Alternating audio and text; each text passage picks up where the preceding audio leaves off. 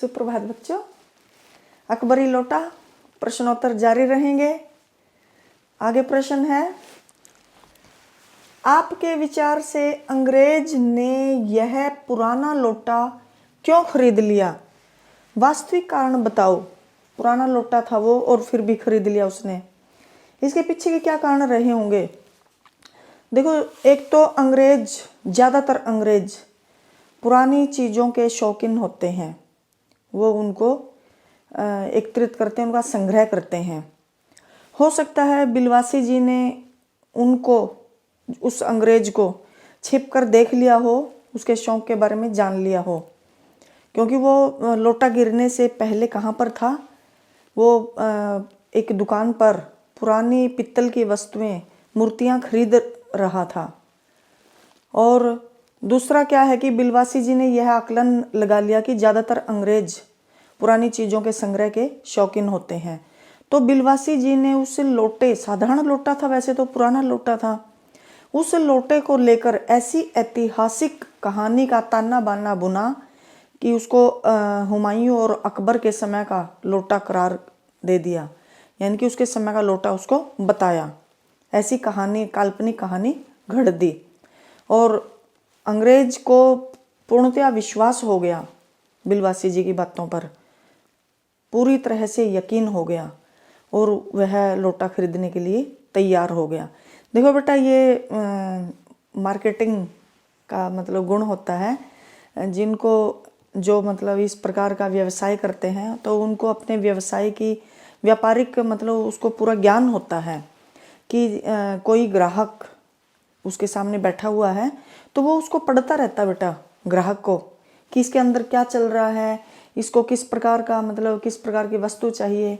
तो ये सारी जानकारी, ये उसके अंदर गुण होता है बेटा। और जिसके अंदर ये गुण होते हैं ना, व्यापारिक गुण होते हैं, मार्केटिंग नॉलेज होती है जिसके अंदर, तो वो कभी मार नहीं खाता व्यवसाय में।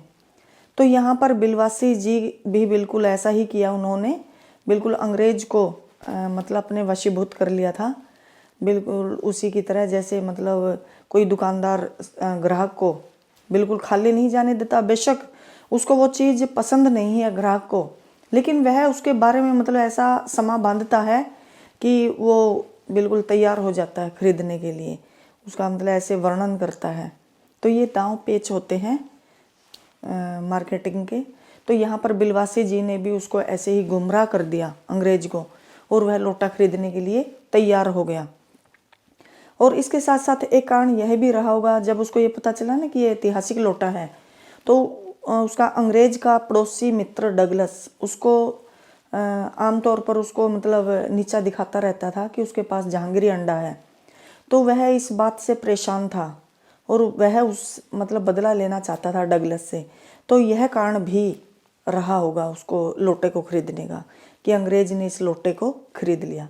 तो इस वजह से ये कारण रहे कि उस अंग्रेज ने उस पुराने लोटे को खरीद लिया। अगला प्रश्न है, इस भेद को मेरे सिवाय मेरा ईश्वर ही जानता है, आप उसी से पूछ लीजिए, मैं नहीं बताऊंगा। बिलवासी जी ने यह बात किससे और क्यों कही? देखो यहाँ पर देखो, बिलवासी जी और झाऊलाल दोनों गहरे मित्र हैं, घनिष्ठ मित्र हैं। और जब झाऊलाल ने बिलवासी जी के सामने ये प्रश्न रखा था पैसों का, 250 रुपये का, तो उस वक्त उसके पास कुछ भी नहीं था। और अब वो बिलवासी जी उसकी मदद करने के लिए 250 रुपये ले आए हैं। तो वह इस भेद को जानना चाहता है कि तुम्हारे पास तो पैसे नहीं थे, तो ये पैसे तुमने इनका प्रबंध कैसे किया? तो यहाँ पर बिलवासी जी बेशक सच्चे मित्र हैं, खुले आपस में खुल्लम खिल्ला दोनों की विचारधारा है, एक दूसरे से कुछ भी नहीं छिपाते। लेकिन यहाँ पर बिलवासी जी जो सही बात है, जो राज है उसके अंदर का, वो झाऊलाल को बताना ठीक नहीं समझते। क्योंकि वह सच बताकर अपनी नज़रों में गिर जाएंगे और उनका अपना स्वयं का मान सम्मान उसकी अपनी नज़र में समाप्त हो जाएगा। तो वह इस भेद को अपने तक ही सीमित रखना चाहते हैं। और झाऊलाल से क्या कहते हैं कि इस भेद को चाहे तो मैं जानता हूँ या फिर मेरा ईश्वर जानता है। तो वह उसको सच्चाई नहीं बताना चाहते, क्योंकि उन्होंने पैसे का प्रबंध कैसे किया था बेटे। बिलवासी मिश्र ने अपनी पत्नी के संदूक से पैसे निकालकर झाऊलाल के लिए मतलब वो पैसे निकाले थे। देखो अब उस वक्त उन्होंने, वैसे तो उसने अपने ही घर में, चोरी तो नहीं कह सकते हम इसको, अपने ही घर में उसने मतलब पैसे का जुगाड़ किया था, पैसों का वो उसकी पत्नी के संदूक से उसने निकाले थे। अब उस वक्त उसकी पत्नी को पैसों की आवश्यकता नहीं थी, वो रखे हुए थे संदूक में। इस वक्त आवश्यकता किसको थी? झाऊलाल को थी। तो उसको ये था कि झाऊलाल की एक बार मदद हो जाए और फिर वो वापस प्रबंध करके पैसों का अपनी पत्नी के संदूक में फिर बाद में रख देंगे। तो उसने ऐसा सोचा था। तो हम इसको अनुचित तो नहीं कह सकते हैं, अपने मित्र की मदद करने के लिए उसने ये सब जुगाड़ किया था। लेकिन उसकी स्वयं की नज़र में, बिलवासी मिश्र की स्वयं की नज़र में यह उसको उचित नहीं लग रहा था। ये कोई साझा करने वाली बात उसको नहीं लग रही थी, मित्र को बताने वाली बात उसको नहीं लगी, उचित नहीं लगा। तो उसने यह भेद स्वयं तक ही रखना चाहा। अपना मान सम्मान बचाए रखने के लिए कुछ बातें मतलब रखनी पड़ती हैं। तो बिलवासी मिश्र ने भी बिल्कुल ऐसा ही किया। उस दिन रात्रि में बिलवासी जी को देर तक नींद नहीं आई। समस्या झाऊलाल की थी और नींद बिलवासी की उड़ी। तो क्यों? देखो बेटा, बिलवासी मिश्र और झाऊलाल घनिष्ठ मित्र हैं, पक्के मित्र हैं, गहरी दोस्ती है दोनों के बीच में। तो दोस्त के बीच में कोई भी भेद नहीं होता आपस में, और उनके दोनों के सुख दुख एक होते हैं। अगर एक दुखी है तो दूसरा सुखी कैसे रह सकता है? तो यहाँ पर झाऊलाल परेशानी में है और वो चिंताग्रस्त हैं। तो बिलवासी मिश्र उसके लिए उसकी मदद करते हैं और फिर वो उसकी मदद तो हो जाती है। बिलवासी मिश्र की समझदारी की वजह से दूसरे तरीके से उसकी मदद हो जाती है। वो ऐतिहासिक लोटे को, एक आम लोटे को ऐतिहासिक लोटा करके अंग्रेज के हाथों बेच देते हैं। तो इस तरीके से उनकी मदद कर देते हैं झाऊलाल की। तो वो जो पैसे लेकर आए थे वो पत्नी के संदूक में से लेकर आया था बिलवासी मिश्र चुरा कर। तो उसको वो पैसे वापस संदूक में ज्यों के त्यों, यानी कि पत्नी की नज़रों में भी अपनी साख बनी रहे, तो ऐसा बनाए रखने के लिए उसे क्या करना था? अब वो पैसे यूं के यूं संदूक में रखने थे ताकि किसी को कानो कान भनक ना हो। इसलिए वो अपनी पत्नी के सोने का इंतजार कर रहे थे और उसको एक बेचैनी सी बनी हुई थी। जब तक वो पैसे संदूक में नहीं रख देंगे, उसके ऊपर एक बोझ सा था कि कैसे होगा, कहीं पत्नी को जाग ना जाए और सारा भेद ना खुल जाए, मेरा मान सम्मान ना गिर जाए, पत्नी क्या सोचेगी। तो ये सब सवाल थे, ये सब बोझ था उसके हृदय पर रखा हुआ था। और ये कब हल्का होना था? जब उसकी पत्नी आराम से सो जाए और वो पैसे यूं के यूं ज्यों के त्यों संदूक में रख दें। तो जब तक उसने पैसे नहीं रख दिए तब तक उसको बेचैनी बनी रही, उसके हृदय पर बोझ रखा रहा। और उधर झाऊलाल का काम बन गया था।